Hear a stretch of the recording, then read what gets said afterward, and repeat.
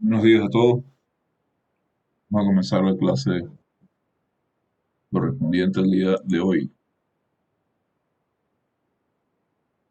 Buenos días, profe. Buen día. Así que ya hay quórum. Buenos días. Buen día. ¿No recuerdan dónde estábamos? Estábamos en la hoja 1.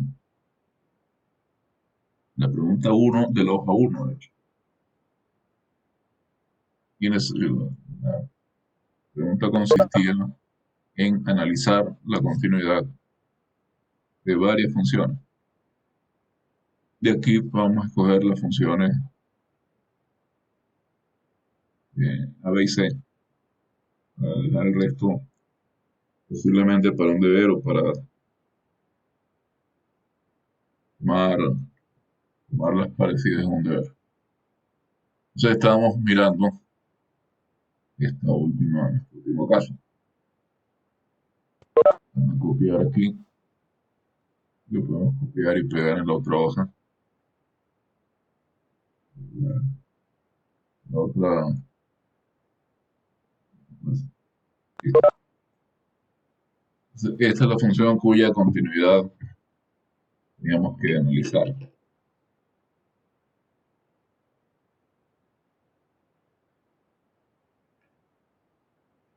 primer lugar, ya hemos dicho que la función es continua en los intervalos abiertos, menos 2 más 4k, menos 1 más 4k, menos 1 más 4k, 1 más 4k, y 1 más 4k, 2 más 4k, porque la función es constante en cada uno de esos intervalos. En el primero y el tercero vale 0. Y en el del medio vale A. Entonces, fíjense cómo es esta función.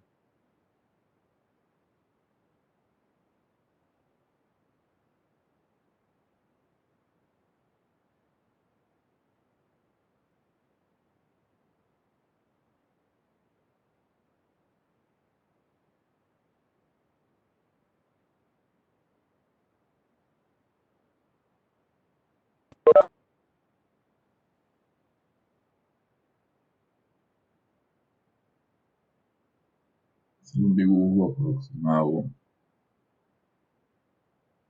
de- Tengo 4K. Entonces voy de 4K menos 2 hasta 4K más 2. No sé cuánto es 4K en principio. A ver, pero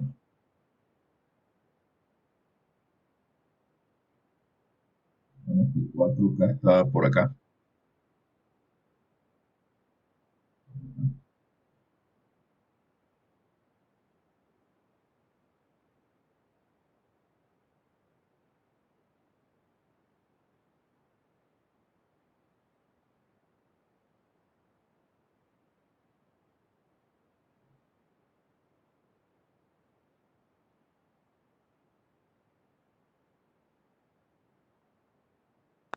Está 4K más 1. Está 4K más 2. Está 4K menos 1.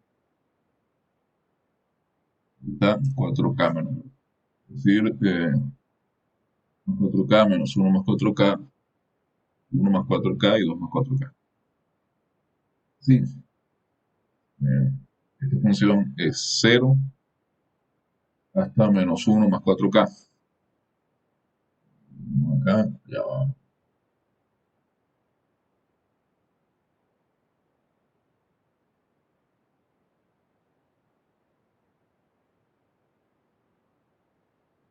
Acá, acá esto es 0.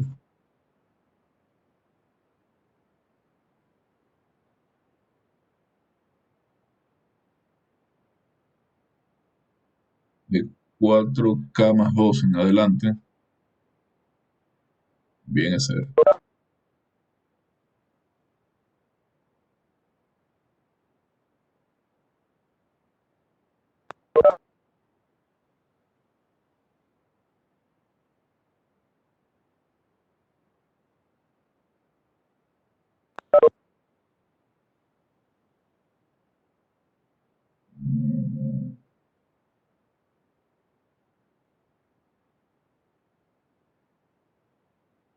En este intervalo acá vale A. A, la altura, ¿no?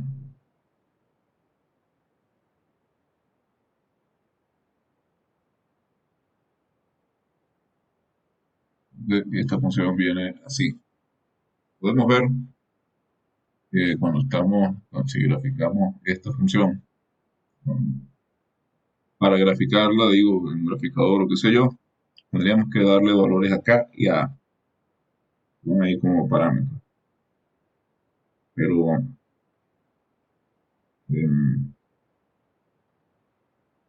va a ser un esbozo sin necesidad de incluirlo en un graficador. Pero fíjense, habíamos dicho en 4K-1 la función es, no sé si 4K-1 la función es constantemente igual a 0, después pasa a valer A. Tenemos las posibles discontinuidades en estos dos puntos. Si A es igual a 0, entonces f de x es continua en todo R. Si A es diferente de 0,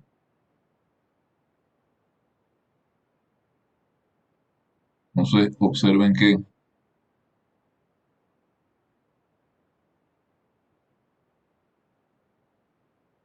si hacemos tender x a f a 4K-1 por la izquierda, el resultado es 0, porque la función es constantemente igual a 0 en el intervalo menos infinito 4K-1.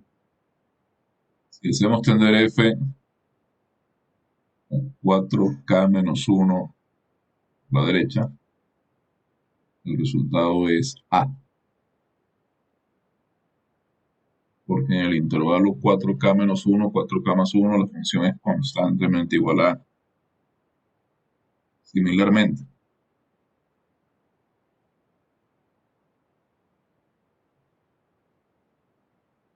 de 4K+1.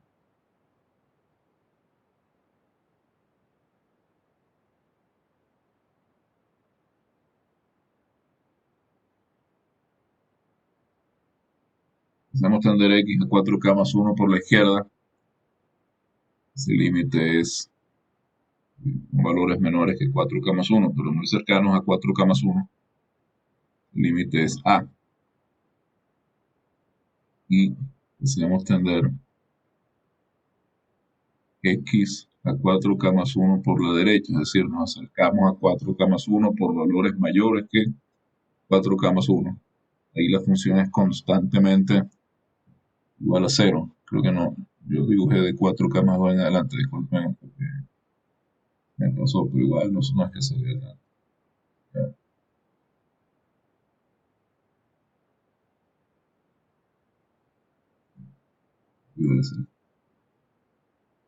Entonces, por la derecha, el límite es 0. Aquí podemos ver que si A es distinto de 0, los límites laterales en los puntos 4K-1 y 4K+1 no coinciden. Entonces los límites en ese punto no existen, por lo tanto la función en esos puntos no es continua. F no es continua en 4K-1 y 4K+1. Pero como los límites laterales sí existen,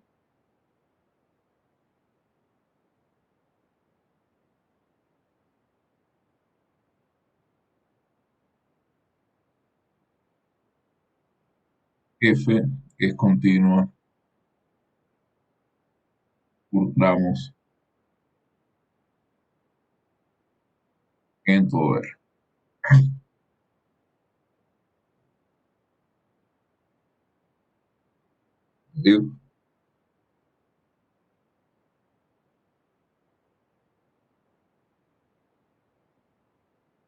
continua por tramos o continua a trozos.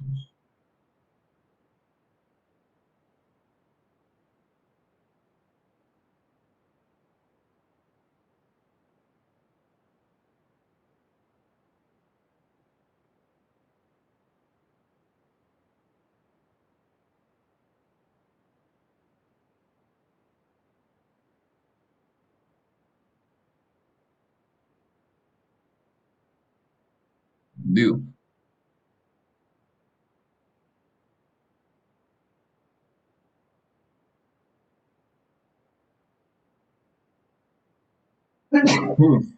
Disculpe.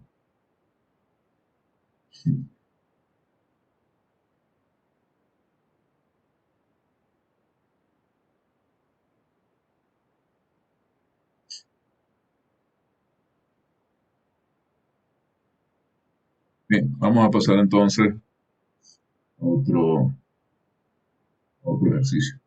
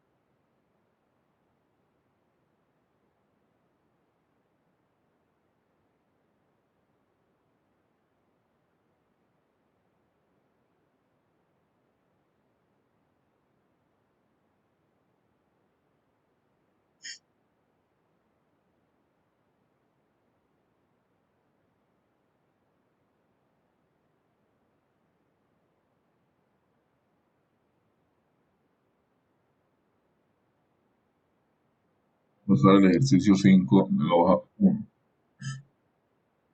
Fíjense, este ejercicio eh,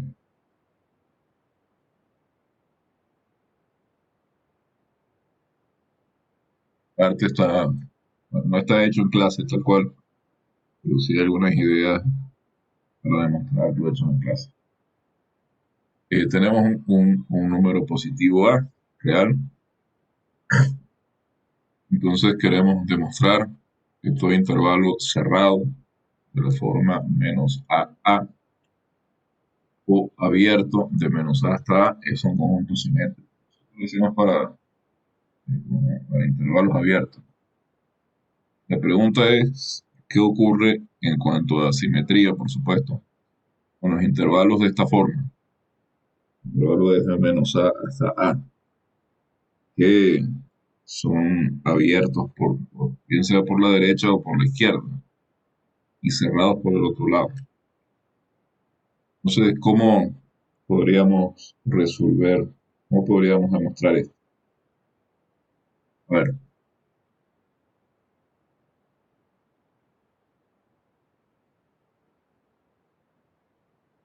¿qué podríamos hacer ahí?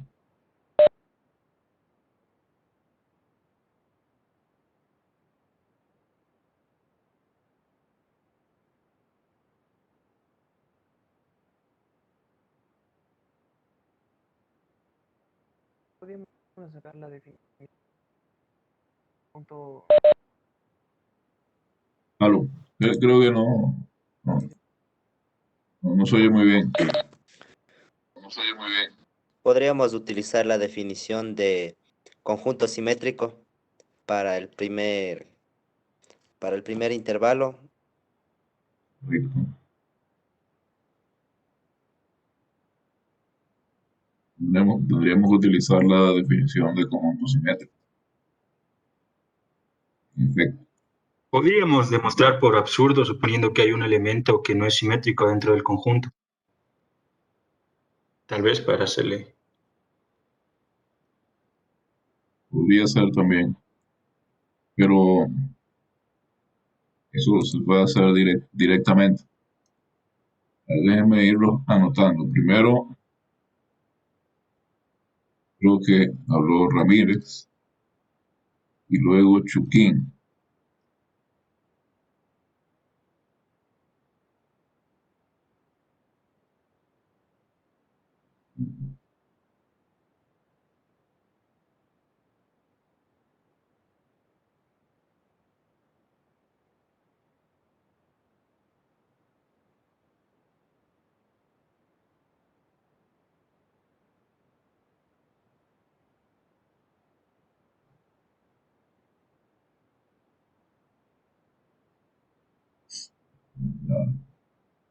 notando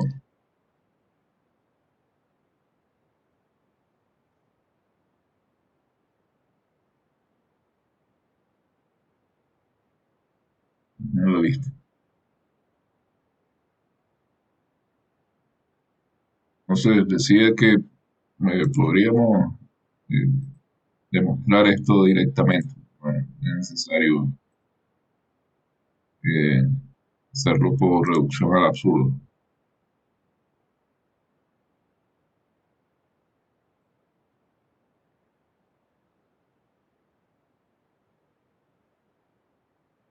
Para eso,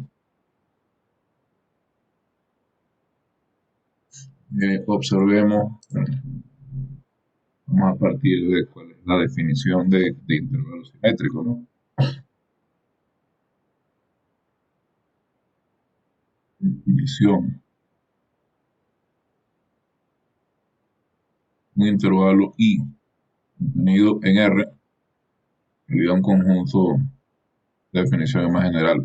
Vamos a hablar de un conjunto simétrico, conjunto A contenido en los reales. Es simétrico si para todo número real X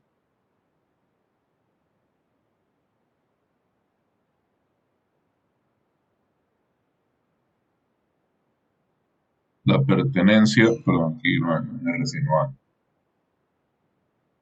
pertenencia de X en A implica la pertenencia de menos X. Entonces, ¿cómo demostramos? Los intervalos abiertos lo hicimos en clase. ¿Cómo demostramos que para un intervalo cerrado de la forma menos AA es simétrico?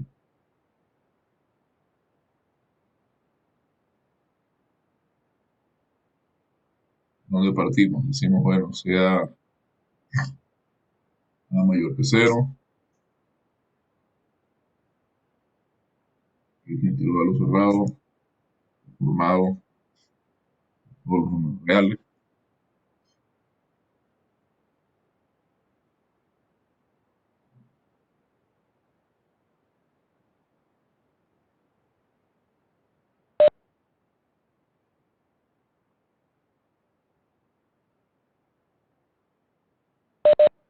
Está formado por todos los números reales que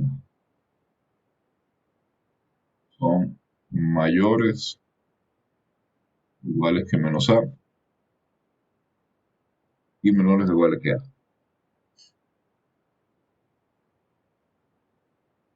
¿Qué debemos hacer para demostrar que ese intervalo es simétrico? Buenos días, profe. Ok, No, sigue Amy, sigue. gracias. Buenos días, profe. Podemos tomar un X que esté en el intervalo Ajá, y entonces tenemos la desigualdad. X está entre menos A y A. correcto. Multiplicamos toda la desigualdad por menos 1 y tendríamos que menos X está también en el intervalo menos A, que cumple la definición de estar en el conjunto. Y ya, estaría la demostración. Eso es. Así lo hicimos para intervalos abiertos. De que de acá implica que, y podemos ver si solución.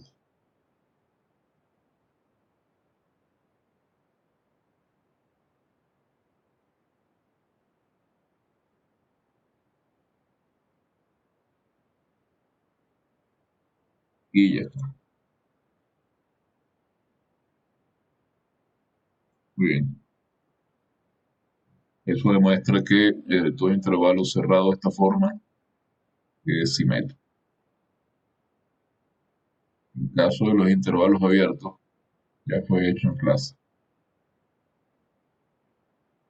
Y es el mismo argumento.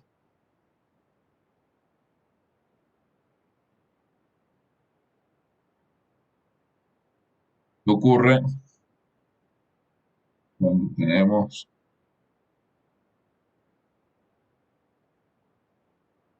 un intervalo de esta forma.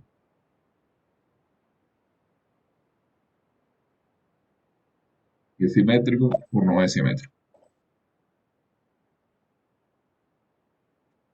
No lo es, el punto en la frontera hace que no lo sea. El punto en la frontera, a ver, déjame anotar acá. Procuren, casi siempre puedo ver quién es el que está hablando acá, pero a veces no me alcanza el tiempo. Entonces, si pueden identificarse al intervenir, yo puedo anotar su participación. En este caso fue García, ¿no? Pero igual. Entonces, por el punto en la frontera, fíjense, menos A pertenece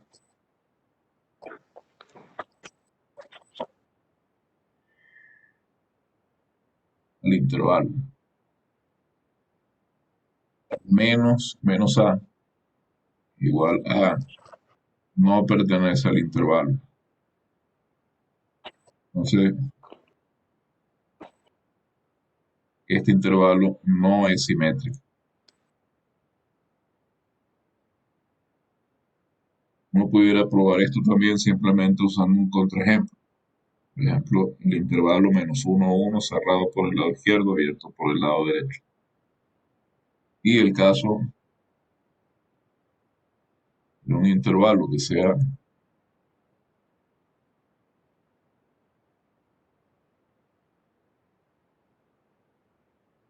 de la forma -AA, cerrado por el lado derecho y abierto por el lado izquierdo, no es simétrico.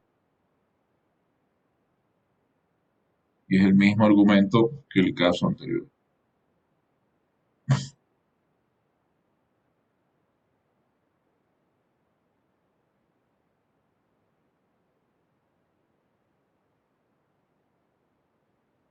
Vamos a ver otro ejercicio.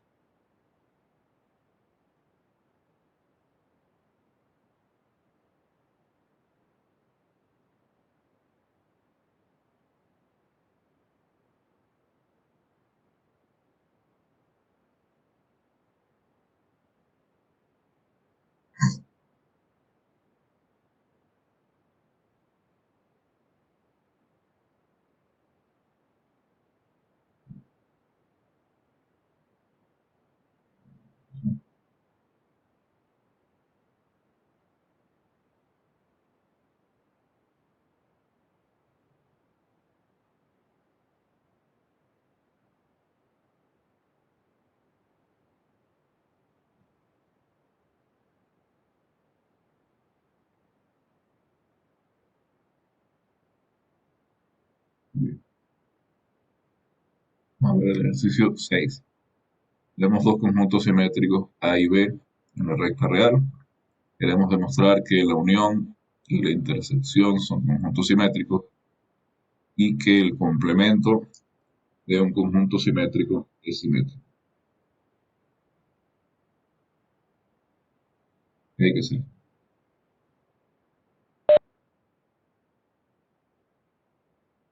Se puede tomar un elemento de estos dos conjuntos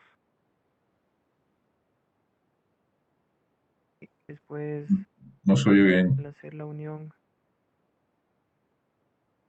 ¿no se escucha bien?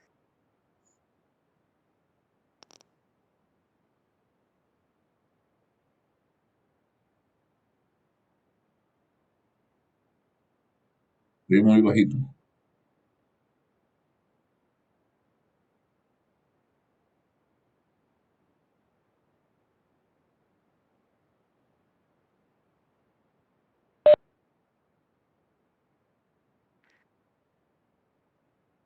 Tal vez ahí se escucha mejor. Sí, ahora sí. Ah, ok. ¿Mm? Podríamos tomar un elemento de cada conjunto Mm, y después hacer la unión ya. Vamos y a nuevamente probar la definición de conjunto simétrico. recuerden esto. Unión de A y B. ¿Cómo es por definición? Son los elementos de la recta real. El eje X está en A, o X está en B. Este B es incluyente, ¿no? Puede estar en A y también puede estar en B. Y la intersección, recuerden,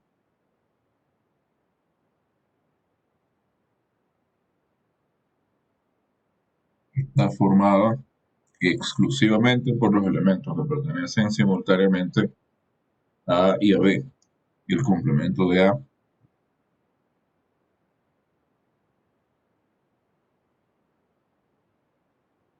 son los números reales, está formado por los números reales que no pertenecen a A. Damos estas definiciones. Lo primero que queremos demostrar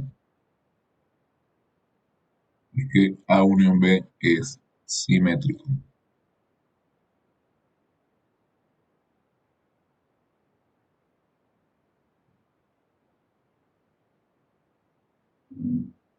Ya serían por simplemente tablas de verdad, porque como sabemos que X pertenece a E simétrico, solo como eso es verdad, va a ser verdad, entonces la unión de A y B va a ser simétrico.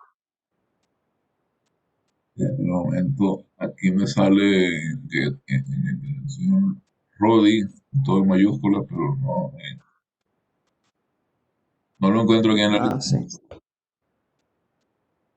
Es Walán el apellido. Gualán, aquí está. Rodi, no lo veía así, no lo podía ubicar. Usar tablas de verdad es una buena aproximación al asunto. Fíjense cómo tenemos que comenzar. Tenemos que comenzar diciendo sea X un elemento en la unión de A y B.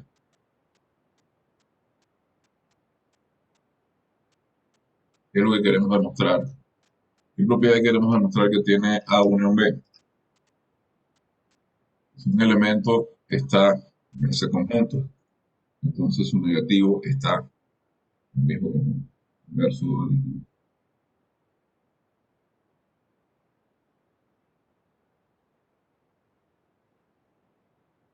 entonces, si X está en A unión B,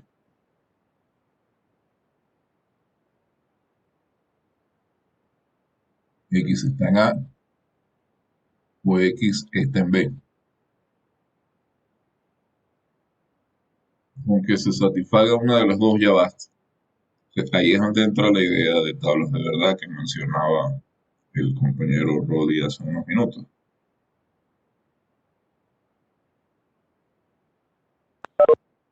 En el sentido que estamos considerando ese O como un conectivo lógico. Entonces, consideramos ambos casos. Si X está en A, como A es simétrico,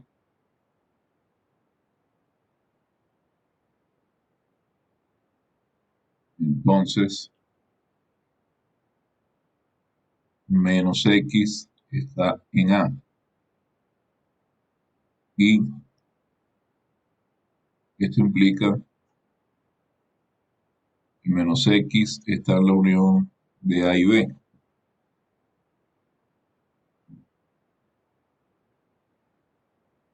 Tenemos que mirar la otra posibilidad. Si X está en B, como B es simétrico, entonces menos X está en B. Entonces, partiendo de que X está en la unión de A y B, hay dos alternativas. Vemos que si se satisface cualquiera de las dos alternativas, el resultado es el mismo, es decir, que menos X está en la unión. Acá estamos haciendo una demostración por caso. Partiendo de una premisa original, hay dos casos que pueden satisfacerse. Y en cualquiera de los dos casos, la conclusión es que menos x está en la unión de A y B. Entonces, acá podemos concluir que si x está en la unión de A y B, entonces menos x está en la unión de A y B, y esa es justamente la definición de conjunto simétrico.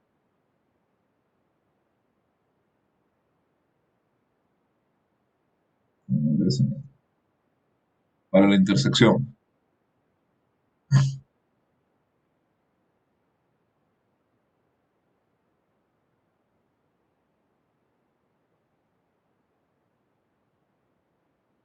¿qué tenemos que hacer?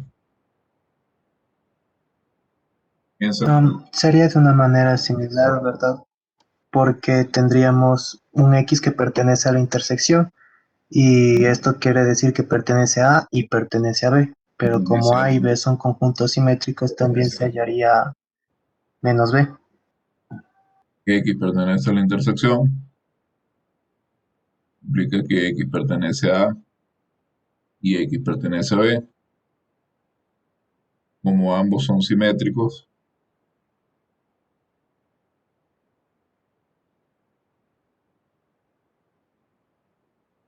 menos x pertenece a A y menos x pertenece a B. Y esto significa que menos x está en la intersección de A y B.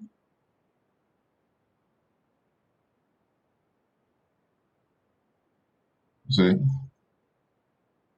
la conclusión es que si x está en la intersección de A y B, ello implica que menos x está bien en la intersección de A y B.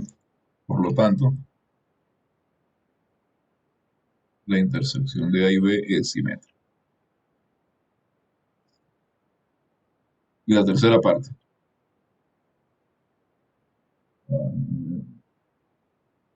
Profe, una pregunta. Claro, claro, escucho. ¿Y se podría decir lo mismo, por ejemplo, de la resta, o sea, de A diferencia a B? A diferencia ¿Podríamos B. demostrarlo de la misma forma?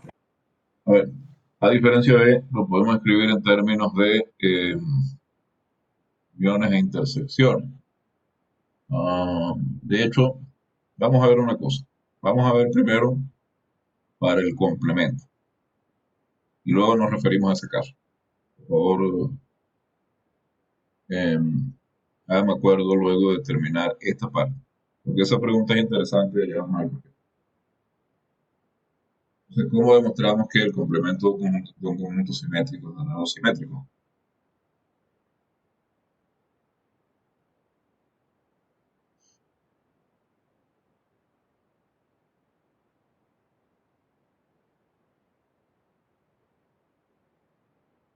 ¿Me escucha? ¿Sí?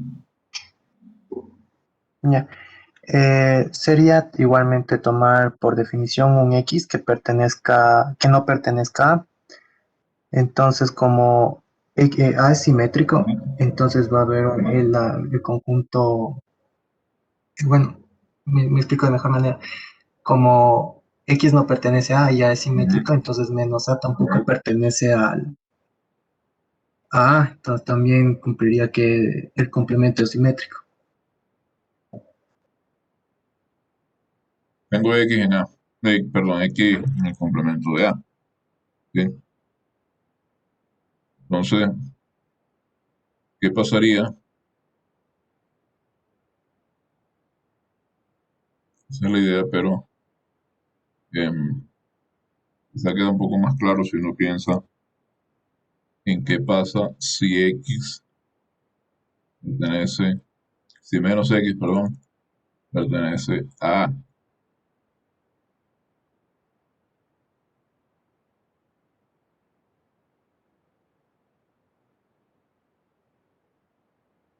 Entonces, X pertenece a A y esto es una contradicción. Porque estamos suponiendo que X está en el complemento de A. En conclusión,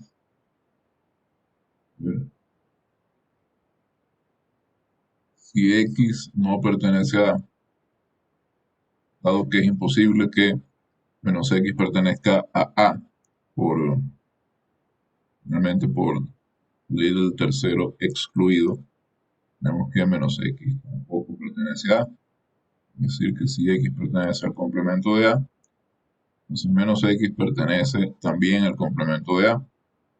Y eso significa que el complemento de A es simétrico. Entonces ahora, yendo a la pregunta de la regla.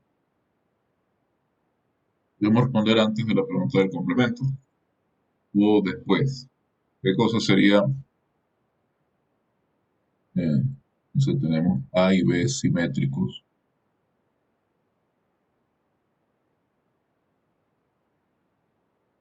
Veamos qué ocurre con A menos B.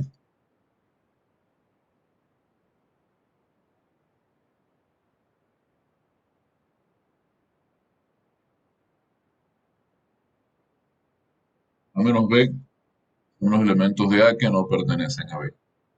Es decir, X pertenece a A y X pertenece a B complemento. Pero esto es exactamente la intersección de A y el complemento de B. Entonces, A es simétrico, B es simétrico, complemento de A es simétrico, complemento de B es simétrico. La intersección de dos conjuntos simétricos es simétrica. Asimétrico, B complemento simétrico, esto implica que ha intersectado B complemento, que es A menos B, es simétrico. Como uno puede escribir la diferencia de conjuntos. Entonces, profe, ¿Sí? en ese caso podríamos entonces decir que todas las operaciones que hagamos con conjuntos simétricos nos van a dar como resultado otros conjuntos simétricos.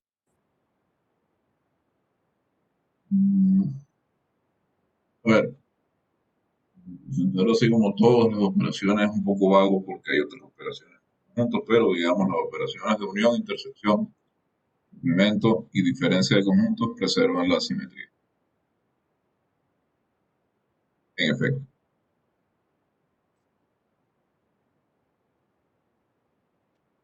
Nos faltaría una más, la diferencia simétrica también debería conservar la simetría, si es que la diferencia lo hace.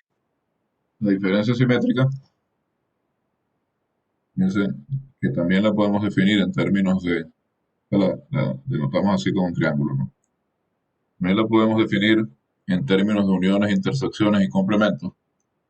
Déjenme escribirlo de manera sencilla, es la unión de las diferencias de conjuntos. A menos B unido con B menos A.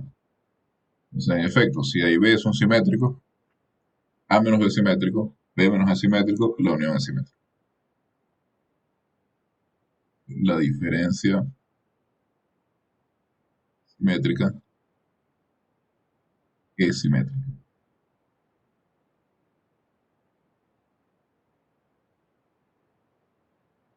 Todas las operaciones elementales que se pueden escribir en función de unión, intersección y complemento son simétricas. Entonces, Profesor, también podríamos añadir que el conjunto vacío es simétrico a las definiciones, ¿verdad? a ver. Eso es también es una idea interesante. Es una idea interesante. ¿Cómo podemos demostrar que el conjunto simétrico es métrico? Puede ser por vacuidad o también puede ser como el complemento del conjunto universo. Como el universo es simétrico, entonces el conjunto vacío es simétrico porque es el complemento. Exactamente. Esta idea de la vacuidad. Interesante.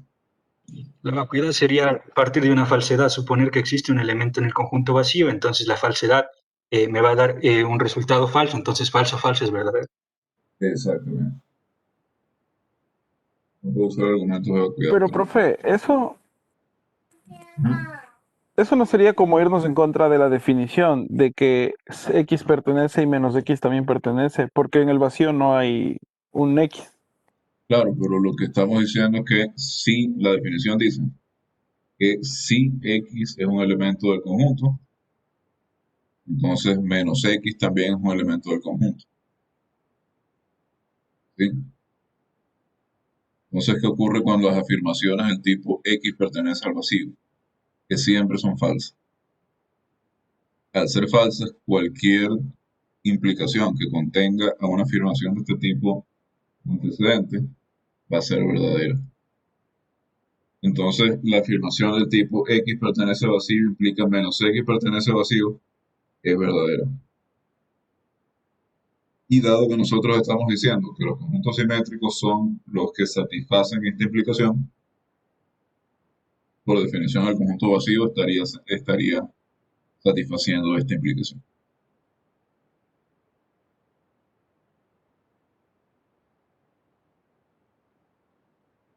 El conjunto vacío satisface muchísimas definiciones por razonamientos de vacuidad.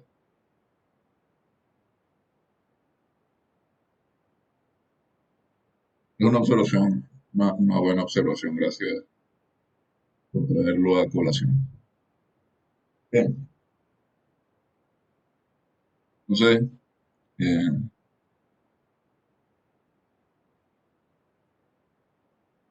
muy bueno que haya derivado este ejemplo hacia allá, hacia esa observación más general, realmente muy buena de que la clase de los conjuntos simétricos, de la recta real, es cerrada bajo las operaciones elementales.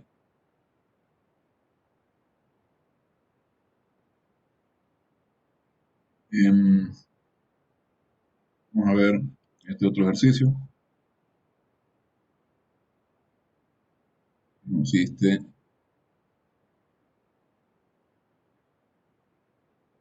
en identificar funciones pares y funciones impares, funciones que no son ninguna de las cosas. Y dice, identifique las funciones pares.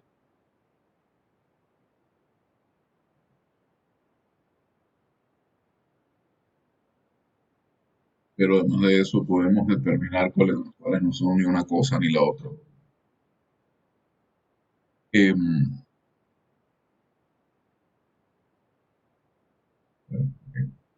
Vamos con la parte A.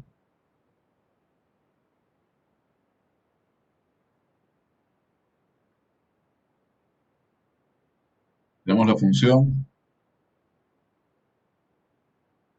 que va del intervalo 0,3 a los reales, lleva x en x cuadrado.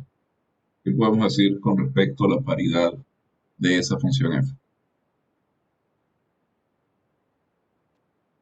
No es ninguno de los dos porque No es ninguno de los dos porque el dominio no es simétrico. El dominio no es simétrico.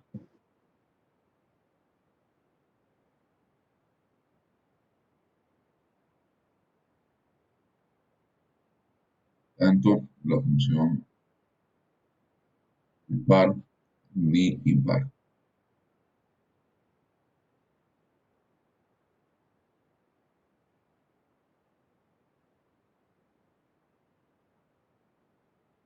Ya está la primera.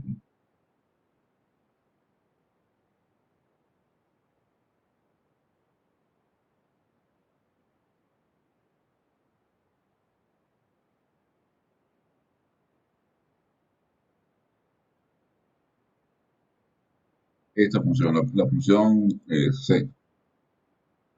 Impar, impar, ninguno. Suponiendo que A es simétrico, sería impar. Suponiendo que A es simétrico. ¿Por qué sería impar? A ver.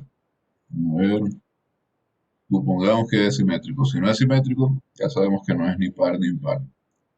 Supongamos que A es simétrico. Okay. Entonces, ¿por qué sería impar esta función f?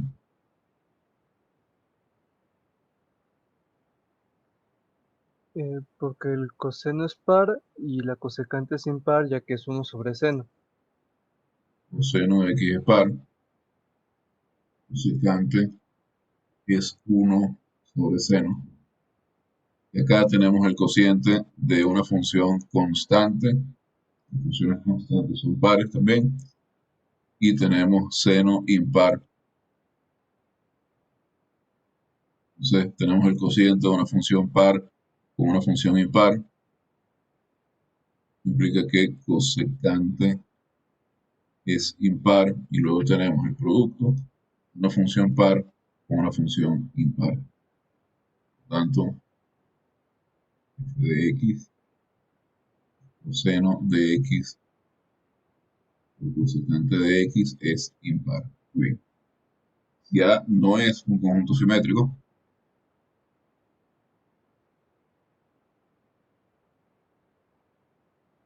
Entonces, f no es par ni impar. Muy bien.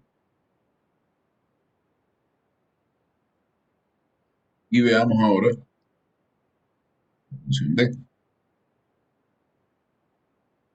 Tenemos la función f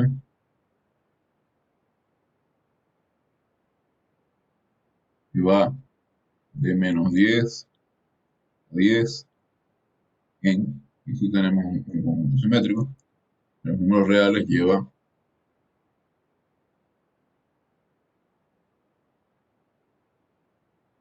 x en e elevado a valor absoluto de x más e elevado a menos valor absoluto de x.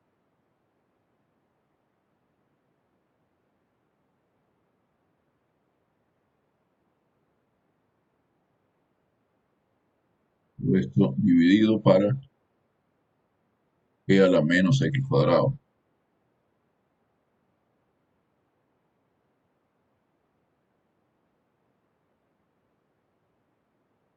Entonces acá tenemos un intervalo simétrico. De manera que la función esto es candidata a ser par o impar. ¿Qué podemos decir de ella?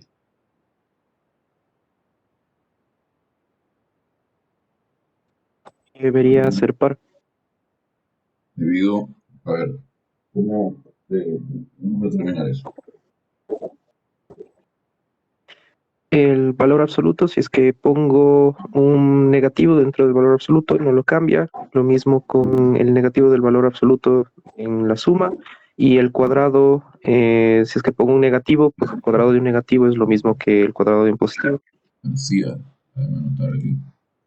Entonces, lo que estamos diciendo es que en este caso podemos determinar que es par simplemente por evaluación.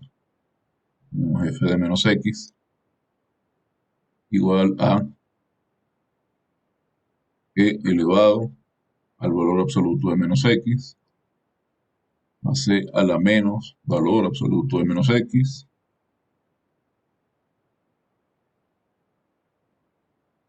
Entonces, en efecto, el valor absoluto de menos x es igual al valor absoluto de x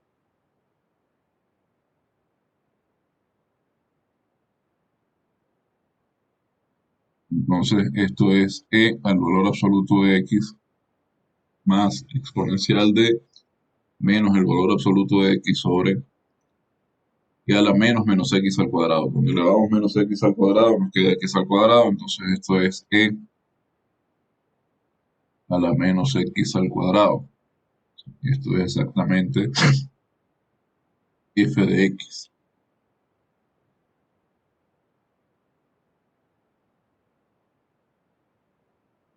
Por lo tanto, esta función es una función par. Y vamos a ver otro ejemplo. Suponiendo... Profe, una pregunta. Sí. ¿Podríamos decir que la función valor absoluto es siempre par y que la composición de una función... Ajá.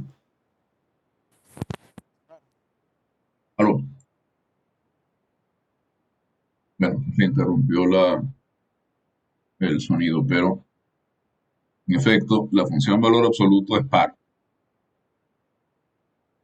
Lo podemos ver incluso directamente de la gráfica. ¿Qué pasa cuando uno compone con la paridad de funciones y a la composición? Es decir,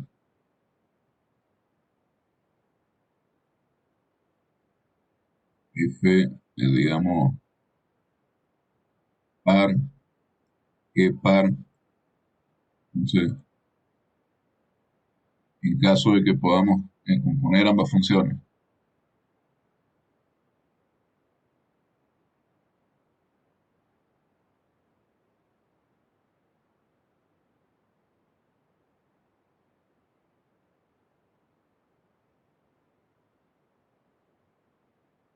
¿qué pasa con la composición? Primero tendríamos que ver que los dominios sean simétricos. Y la composición es par, o sea, si las dos funciones son impares, es par.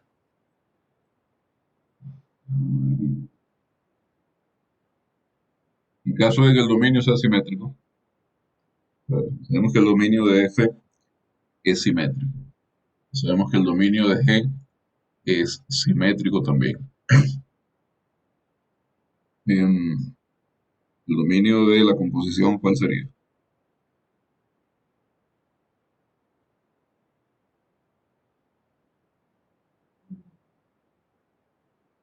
Sería el dominio de F. El dominio de f. Entonces, en realidad está contenido en el dominio de f. Es el subconjunto del dominio de f, tal que está formado por los elementos del dominio de f, tal vez que f de x pertenezca al dominio de g. Vamos a examinar esto más en detalle. Dominio de la composición.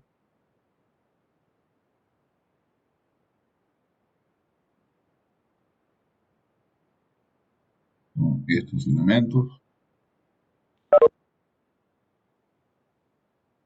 Es que f de x pertenece al dominio de g.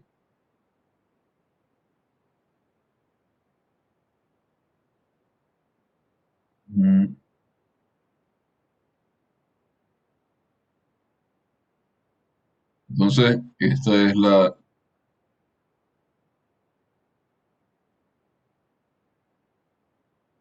aquí no podemos asegurar directamente que este dominio sea simétrico.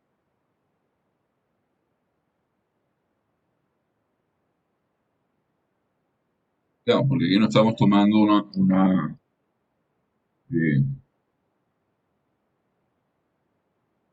operación elemental sobre el conjunto. Estamos tomando el dominio de f, estamos aplicándole f, entonces estamos mirando la imagen y la estamos intersectando con el dominio de g. El dominio de g es simétrico si consideramos que g es par, pero sobre el recorrido de f en principio pues no podemos afirmar nada. Por ejemplo, observen la función una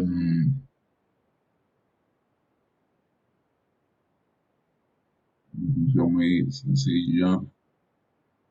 Cuadrático. La función cuadrática no tiene, exacto, no tiene recorrido simétrico. El recorrido no es simétrico.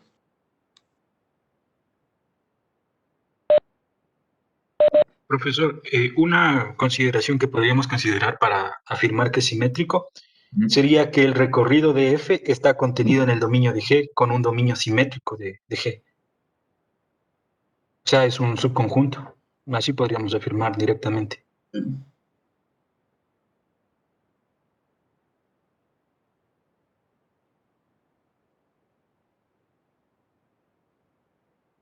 Lo que podemos decir es que para considerar la composición debemos restringir el dominio de F a donde tenga sentido, en lugar de la composición.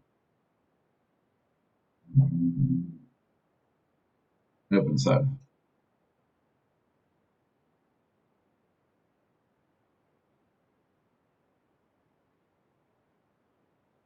Ese dominio va a ser siempre simétrico. Bueno, si, aparte de eso, si el dominio fuera simétrico,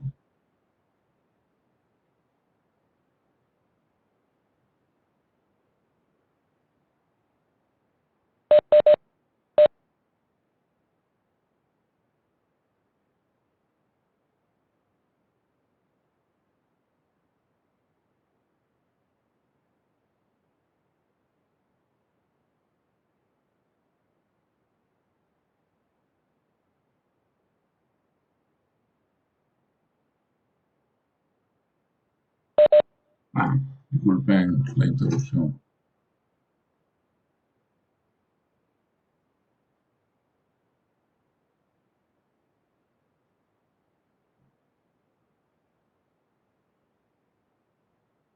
Si el dominio de la composición es simétrico,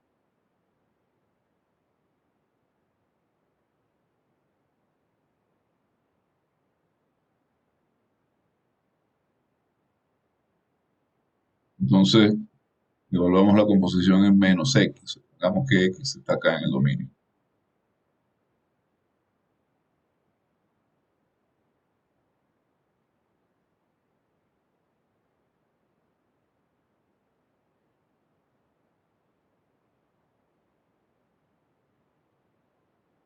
Tengo G de F de menos X. Ahora F de menos X es F de X. Tengo G de F de X, lo mismo que G, compuesto con F y evaluado en X. Entonces, si el dominio de la composición de funciones pares es simétrica, la función la composición es simétrica. Pero además, piensa que acá, evaluando, pues nos damos cuenta que lo que necesitamos realmente es que la función f, la función interna, sea par. En general, si el dominio de la composición es simétrico, la composición y f es par,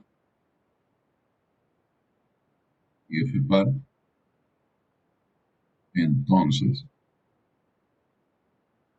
la composición es simétrica. Es par.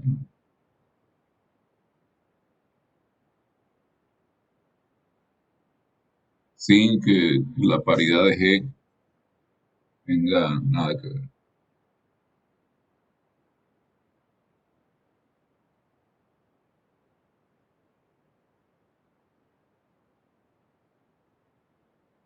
También podemos ver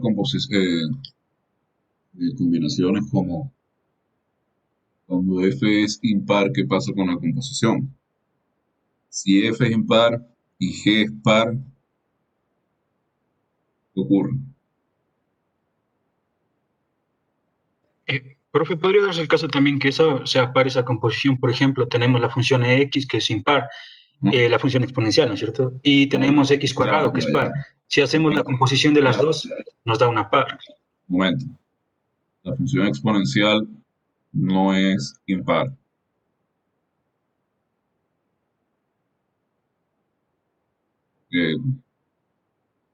Ya lo vimos en clase. Sí, esa no tiene paridad. Y entonces esa es una función para la que se satisface esto que estamos diciendo acá. Si componemos la función exponencial con la función x cuadrado, tenemos una función que es par. Y la función interna es par. sin importar lo que ocurra con la función externa. Al ser la función interna par, ya tenemos que la composición es par, por lo que estamos viendo acá.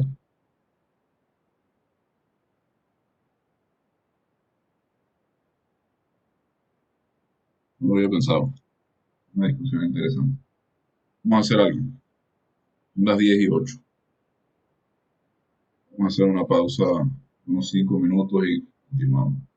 10:13, 10:14 seguimos. ¿Sí?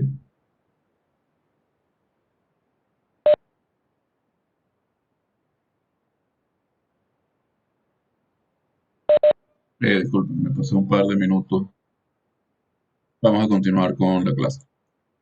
Bueno, como decía, pues hay varias combinaciones que podemos examinar, ¿no? De función interna par o función interna con función externa par o impar o función interna impar con función externa par o impar. Vamos a pasar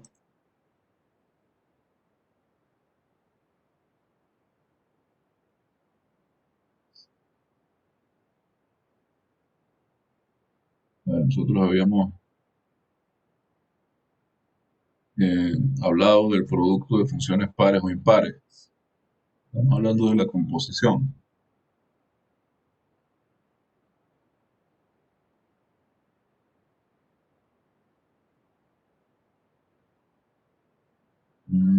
Pero no hemos hablado de operaciones como resta, suma, etc. Vamos a mirar este ejercicio que pide demostrar o refutar las siguientes afirmaciones, los siguientes enunciados. Primero, que la suma de dos funciones pares es par.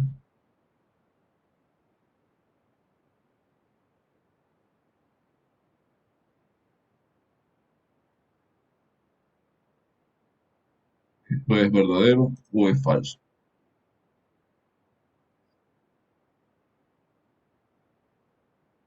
Es verdadero.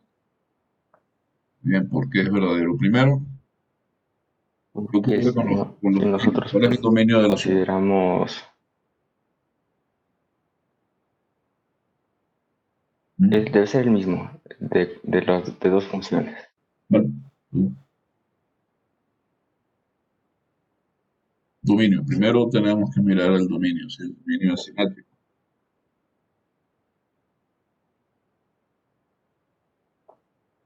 Bueno, el dominio primero debe ser simétrico. Tanto para una función como para la otra debe ser la misma. A ver, si tengo dos funciones, el dominio de la suma, ¿cómo tendría que ser?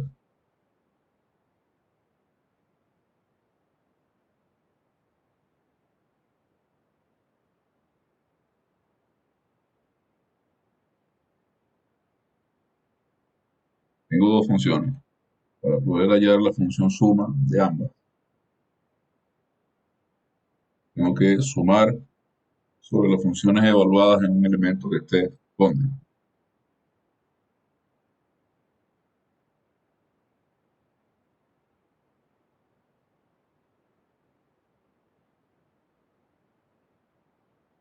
Profesor, ¿y qué sucede si una función tiene una restricción? O sea, en ese dominio y la otra no tiene la restricción, pero sin embargo la que tiene la restricción es par. Pero la suma ya no sería porque no está definida en ese dominio. Es una cosa. El dominio de la suma de dos funciones pares debería ser la intersección de los dominios. La intersección de los dominios. Correcto. Entonces, observen que, bueno, de hecho esta observación vale para los tres apartados. Para los dos primeros al menos. Si tenemos la suma y la resta,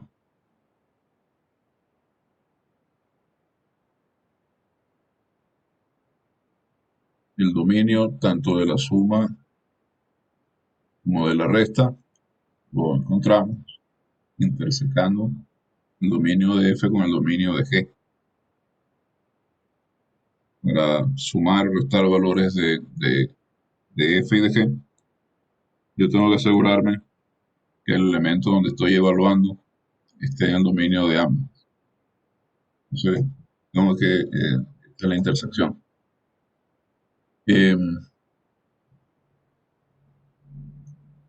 A ver, esto luego tendríamos que ver el dominio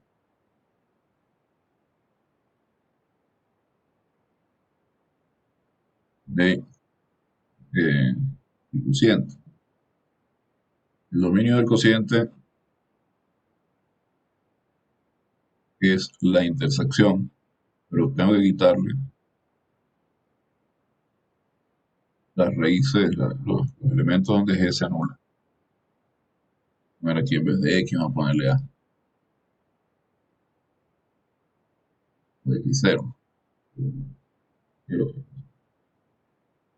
Elementos A de R, el que G de A es 0.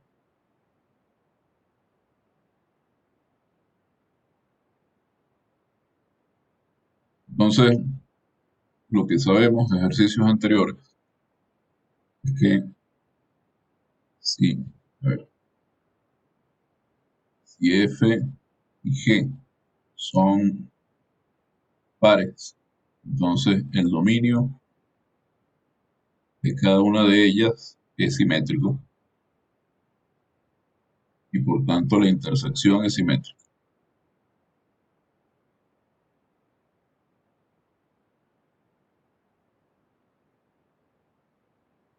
Entonces ahí podemos considerar la paridad. Pero, ¿qué pasa con el dominio del cociente?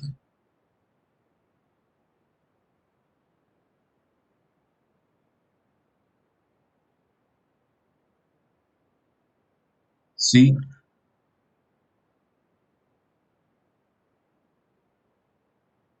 el conjunto de los elementos de R que anulan a G es simétrico, entonces este dominio es simétrico.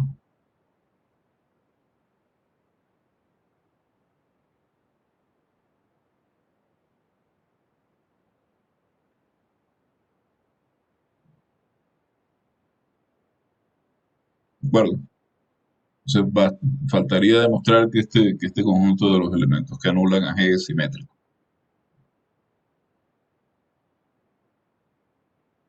¿Cómo podemos hacer eso?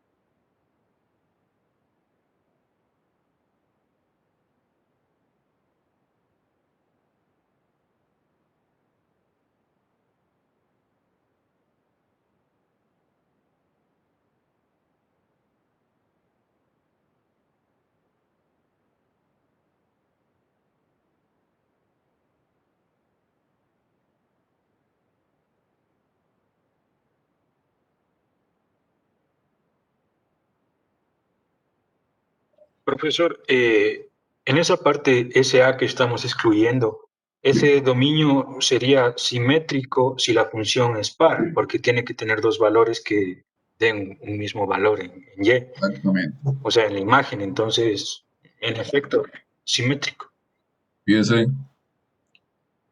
si G de A da 0, como la función G es par, ¿sí? Bien, porque ya aparece letra de médico. Como G es par, G de menos A también es 0. Entonces este conjunto es simétrico en efecto.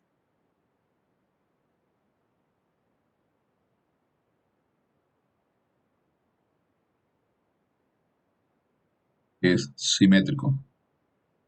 Entonces, como observamos más arriba, la resta de un conjunto simétrico a un conjunto que es simétrico es simétrico.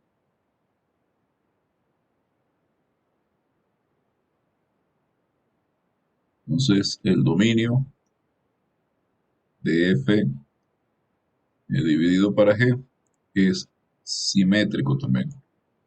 Ya resuelto el tema de los dominios, nos podemos encargar de ejecutar o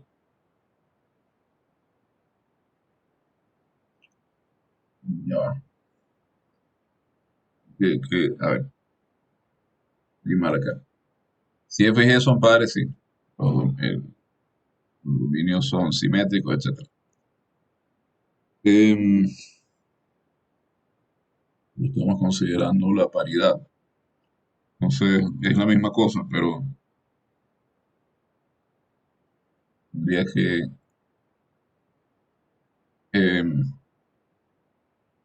hacer algo aquí ligeramente distinto. A ver, disculpen, me confundí, leí mal ahí.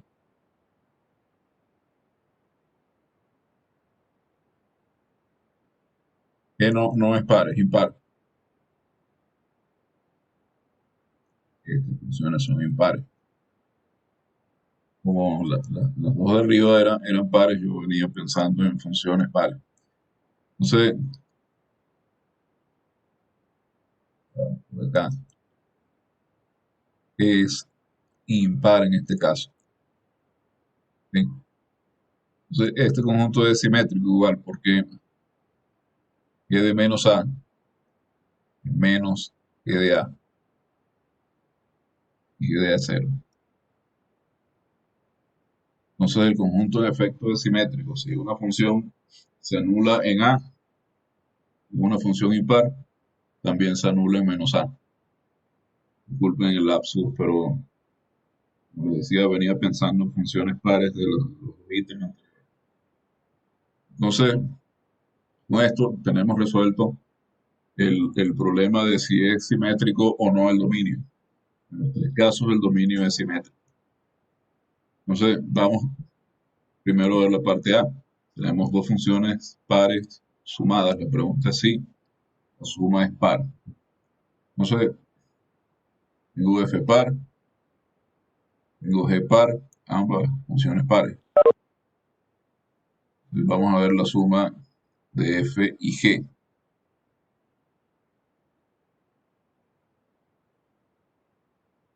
¿Qué ocurre con esta suma? La verdad es que es par.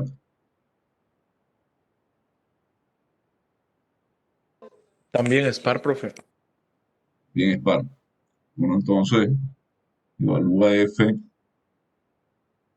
menos x, le suma y evalúa menos x. Siendo pares ambas funciones, f de menos x es f de x, g de menos x es g de x. Entonces esto es f más g de x. Entonces, f más g es par.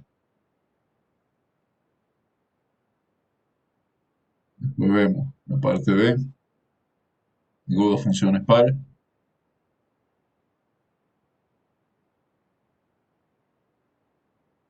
Sigo pensando la idea en la cabeza de funciones impares. De funciones pares, perdón. La parte B nos pide restar a una función par una función impar. La pregunta es si esto es par.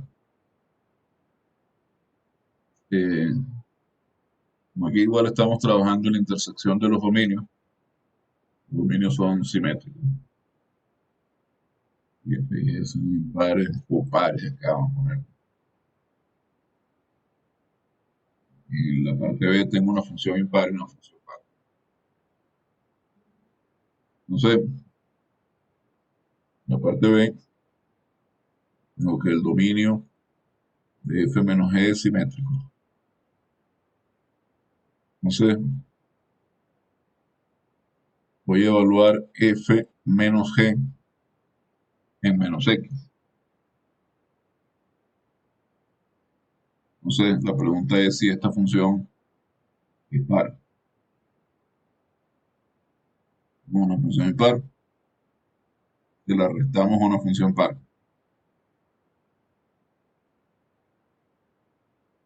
F es par, que es impar. Esto es f de menos x menos g de menos x. Por aquí tengo, siendo f par, f de menos x es f de x, igual a f de x. Pero siendo g impar, g de menos x es menos g de x. O sea, aquí lo que tengo es f de x más g de x. Entonces, esto no necesariamente va a ser igual a f de x más g de x. No necesariamente.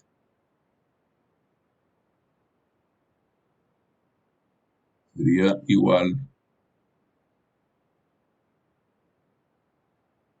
a f menos g de x. Pero no sabemos si la función es par o impar, eso depende de la función. Entonces bastaría dar en general, esta resta no es una función par. Bastaría, para comprobar esto, dar un contraejemplo. Veamos un contraejemplo.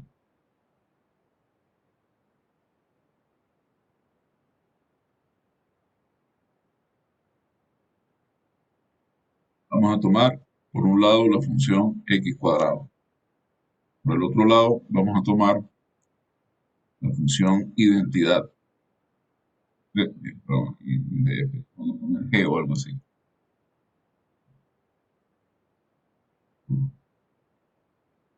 G de x. Entonces observen que f es par y g es impar. Cuando uno resta, f menos g de x, pues x cuadrado menos x. Es lo mismo x por x menos 1. Entonces ahí tenemos una parábola que tiene dos raíces reales, una raíz real en 0 y una raíz real en 1. La gráfica de esta función, vamos a hacer un pequeño esbozo aquí.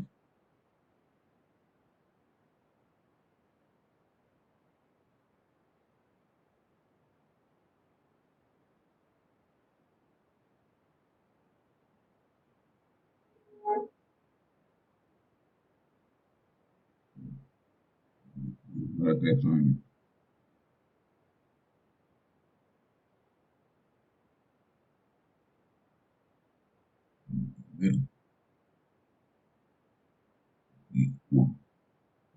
Medio igual a un cuarto.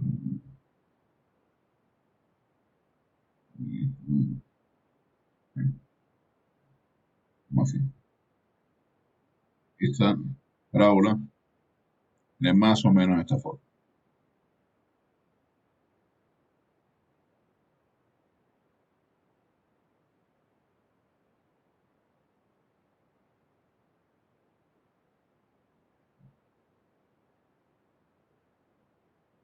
A ver. Eso para dibujar parábolas no es muy. Sí, sí, sí, más o menos así.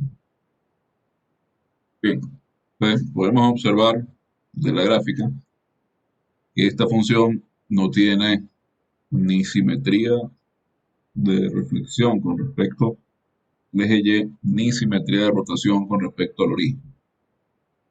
Sin embargo, la observación de un gráfico no basta para establecer una conclusión. Entonces, lo que debemos hacer es tomar un número concreto, por ejemplo, el 1. Entonces, nos daremos cuenta de lo siguiente.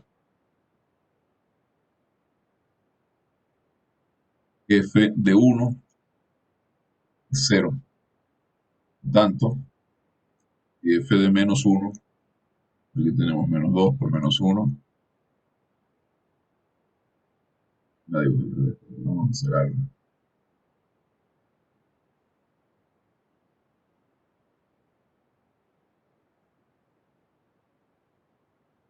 Viene más bien el considerando algo distraído. Ah, bien, ese signo positivo.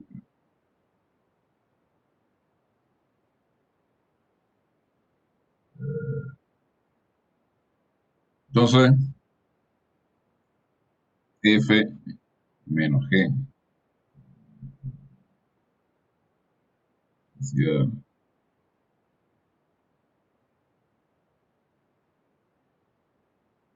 F menos G. 1 vale 0. Es diferente F menos G. Menos 1, que es 2. Entonces, por acá podemos ver que F en general, F de menos X, es distinto de F de F menos G de X. Porque si ese es el caso, F de menos 1 tendría que ser 0 también, o F de 1 tendría que ser 2. Y también en general, F menos G menos X es diferente de menos F menos G de X. Dado que el 2, por ejemplo, el 1 y el menos 1 también son contraejemplos para el hecho de que para la imparidad de esta resta de funciones. Tenemos un elemento tal que F menos G de menos X es diferente de F menos G de X. En este caso tenemos que F menos G de menos 1 es 2 y F menos G de 1 es 0. Es distinto de menos 2. Entonces, la segunda afirmación es falsa. La primera es verdad, la segunda es falsa. Falso. Y F menos G de X es par.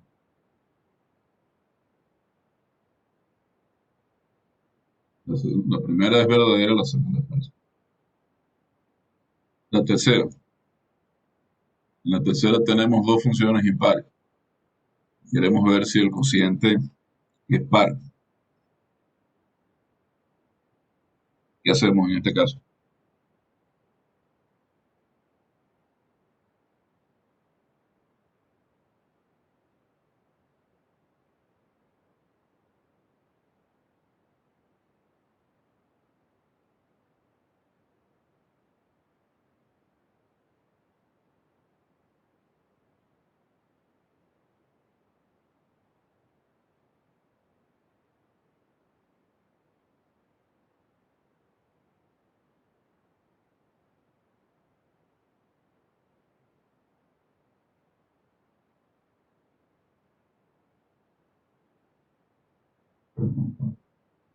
Fácil.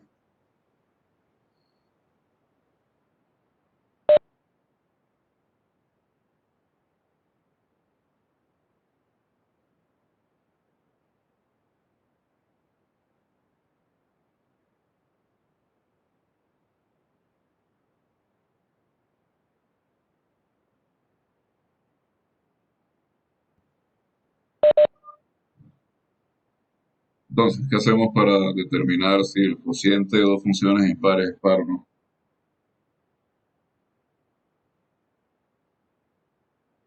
Podríamos coger el producto de F por y el F por 1 por sobre G. En plan, definir la división como si fuera el producto de 1 por G.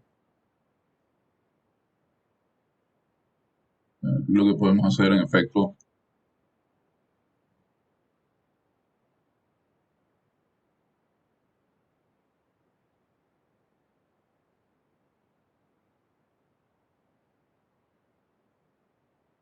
es eso. Simplemente evaluamos.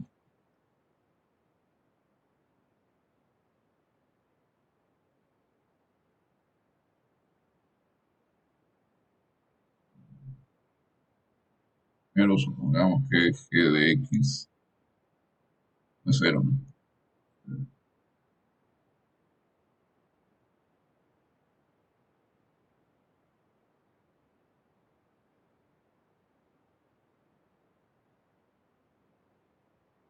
Esto simplemente evaluando. Bueno, lo que sabemos es que las dos funciones son impares. Entonces vamos a evaluar f de g en menos x. F de menos x o de g de menos x. Esto es menos f de x entre menos g de x. F de x entre g de x.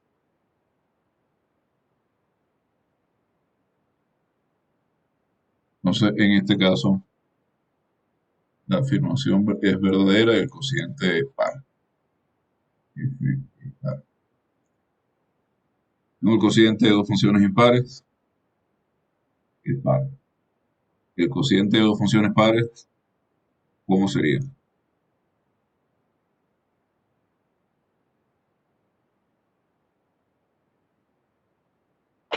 También sería par. También sería par.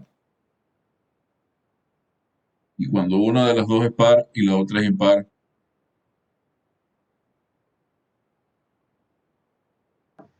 Sería impar. tanto para el producto como para el cociente. Exactamente. Entonces, una función par por una función impar es impar. Una función impar por una función impar es par. Y una función par por una función par es par. Similarmente, función par entre función par, par. Función impar entre función impar es de nuevo par. Y un cociente donde una de las dos sea impar y la otra sea par es impar. Vamos a usar después para facilitarnos un poco algunas cuentas con integrales.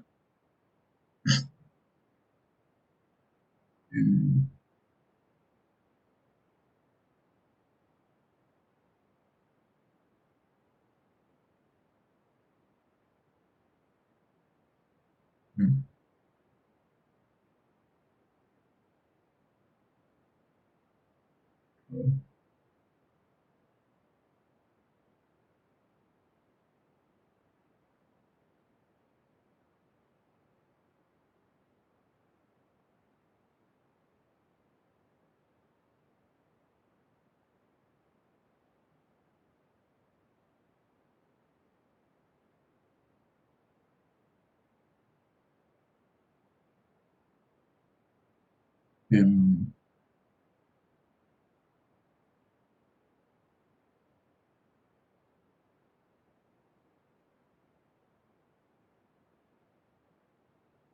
Vamos a hacer un ejercicio sobre funciones periódicas.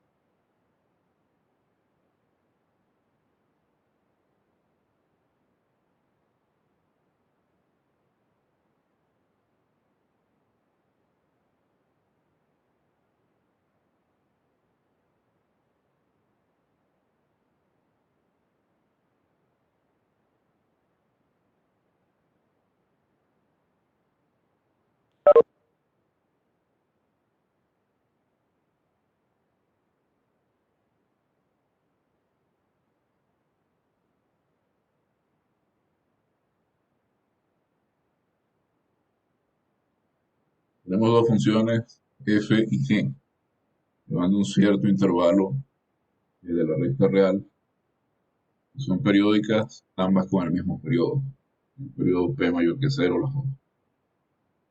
Entonces,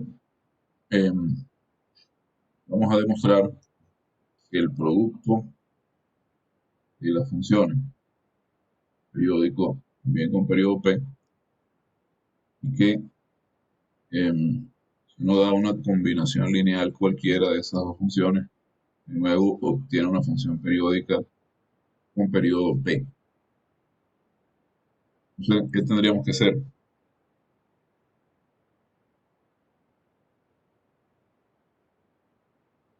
primer lugar, Piensen f por g de x más p. Podemos ver que es igual a f por g de x, pues f de x más p por g de x más p. Pero como ambas funciones son periódicas, por periodicidad, pues f de x por g de x, entonces el resultado es f por g de x. Entonces, el producto de f por g también es una función que tiene periodo p.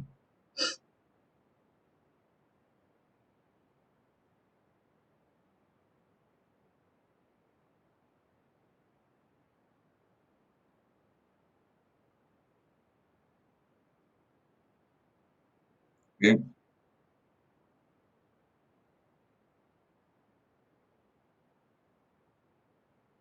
Entonces, el producto de funciones periódicas del mismo periodo da como resultado una función periódica con el mismo periodo.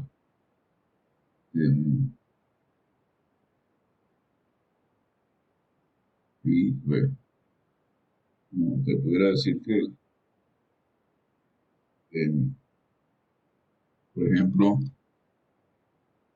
la función seno periódica con periodo pi. Lo que pasa con la función seno cuadrado. ¿Cuál es el periodo de seno cuadrado?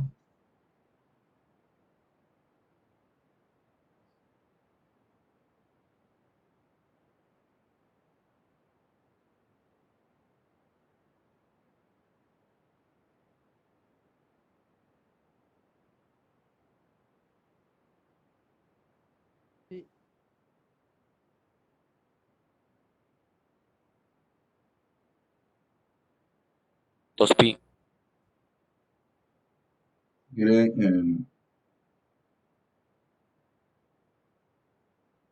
graficar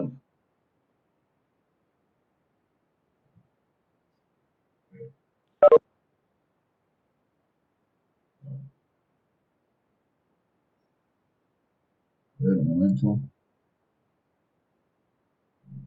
y vamos a graficar esa cosa. Mira, GeoGebra. Luego que esto, ahora aquí les comparto.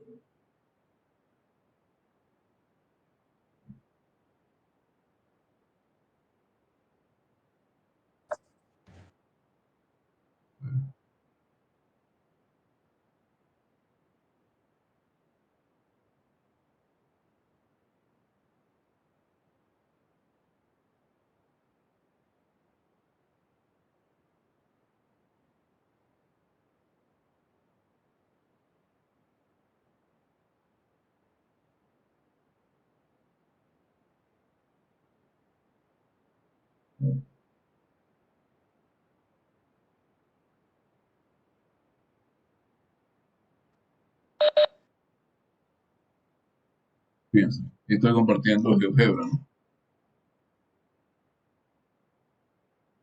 Y lo ven. Sí, profe. Ok. Díganme qué observan con respecto al periodo. Este es seno cuadrado. Díganme qué observan con respecto al periodo de seno cuadrado.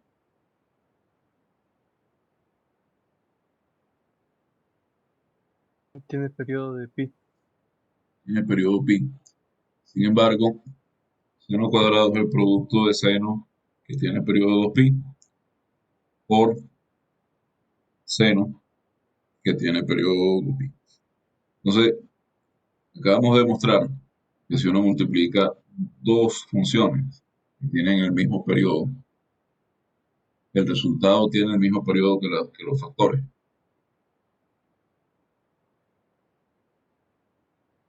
¿Cómo podemos explicar entonces que el periodo de seno cuadrado sea pi? Sí, estamos viendo además, estamos demostrando que el periodo, que 2pi es, seno de x más 2pi es igual a seno de x para todo a todo X, es decir, pi también encaja en la definición de periodo de seno cuadrado. Entonces, ¿qué está pasando aquí?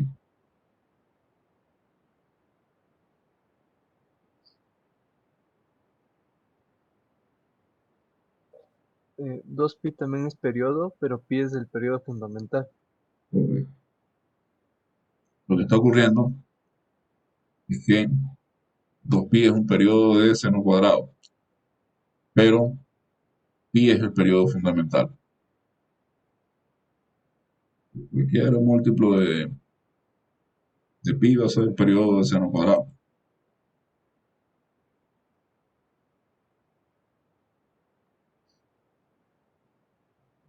Volvimos a OneNote.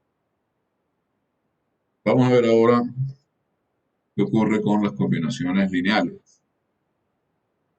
Vamos a la parte B.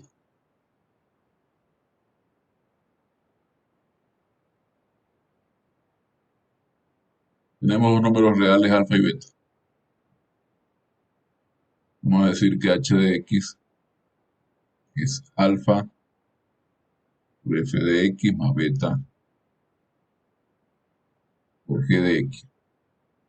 Es decir, h es una combinación lineal de f y g.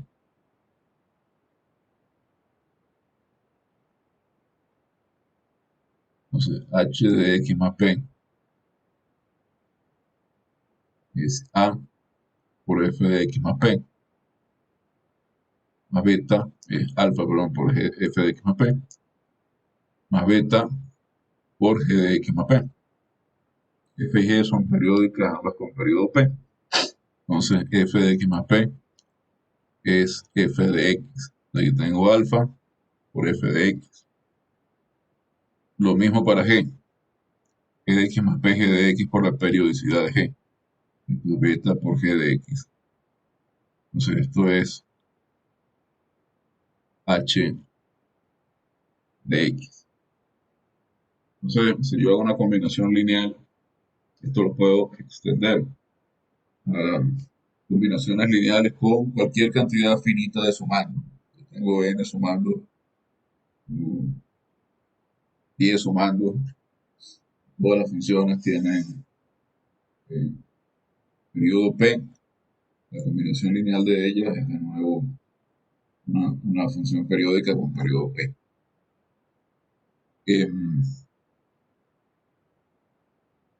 Nos dice que si uno tiene un espacio vectorial,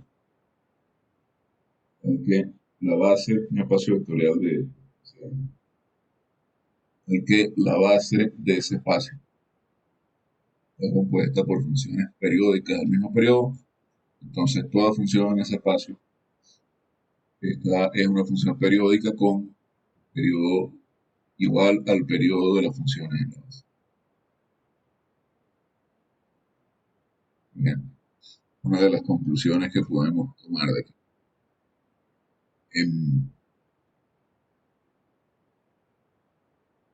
Bueno, creo que por hoy ya podemos dejar la clase por acá.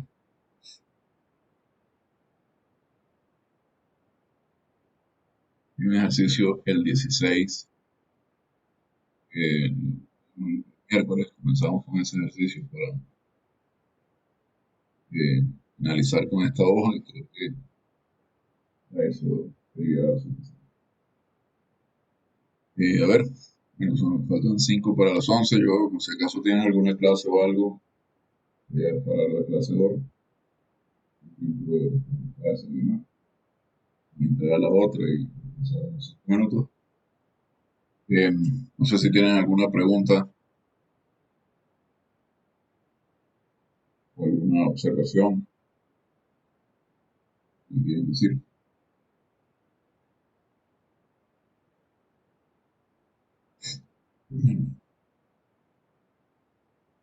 Bueno, entonces eso es todo por hoy. Ya nos veremos el lunes con los que están en el CD. Que tengan un buen fin de semana. Chao, profe. Gracias. Igualmente. Hasta luego. Profe. Hasta luego, profe. Gracias, profesor. Hasta luego, profe. Hasta